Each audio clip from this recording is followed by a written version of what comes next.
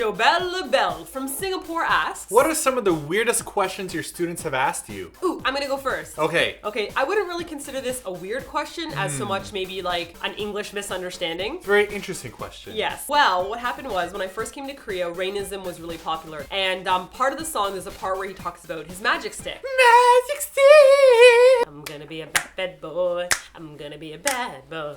Well, the Rainism part isn't relevant. It's the magic stick part. So the question they had was that the line in English talked about Rain's magic stick, but in Korean, the lyrics were talking about how he's gonna make this girl ride his magic stick. That's right. And she would shake. Now, apparently, Rain received a bit of criticism from people saying that this was a little bit too sexy. But my students didn't understand why it was sexy because they said to me, a magic stick is like Harry Potter. Yeah. Right? Here's like my magic wand. I whip right? it out of my pants and I shoot a big white beam at you. Spectre Patronus.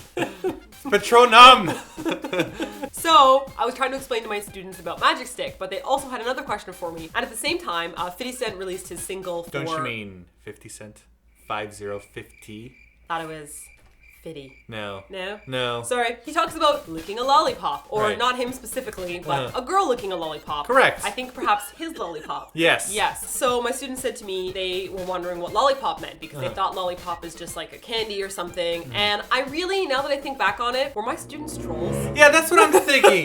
You know, you don't ask about Magic Stick and about lollipops in the same sentence. Your students were definitely trolling you. But they were so sweet. Like, they were very straight-faced. There was no giggling. And so I tried to explain it, but at the time I didn't speak enough Korean to use the proper terms. So Right. I was trying to explain, like, penis and, like, boys and girls and stuff like that. Well, you and, see there, Julia. And they were when so, a man and a like- woman love each other. So eventually I just resorted to drawing a diagram on the board.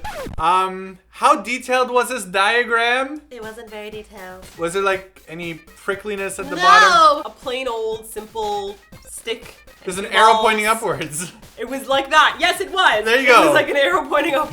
Yes. And so my students were like, oh. They turned a little red in the face. Yes. So I feel as though they weren't trolling me. I don't think it was a weird question. I just think that it just was a very really awkward question. awkward for me at least. Now my question is a little bit similar to that. Now I had a policy at lunchtime that I wanted students to be able to speak English outside of the classroom in just like regular conversation. comfortably. So during lunch when I was in my room, I would leave the doors open so students could come in and talk and try to practice their English. And there were a bunch of really rowdy boys who would always come to my class and want to hang out there and ask me questions about life in Canada and whatnot. And I found it really interesting because these were usually the troublemaker students. So they were a bit more bold with the questions that they wanted to ask me. Now their English wasn't perfect at the time, so I didn't really fully understand the question, but I think I guessed their meaning. They were on a conversation. They said something like, oh, this guy has a girlfriend. I'm like, good for you for having a girlfriend. You know, I'm happy for you. And then they asked the question, teacher, what size is your?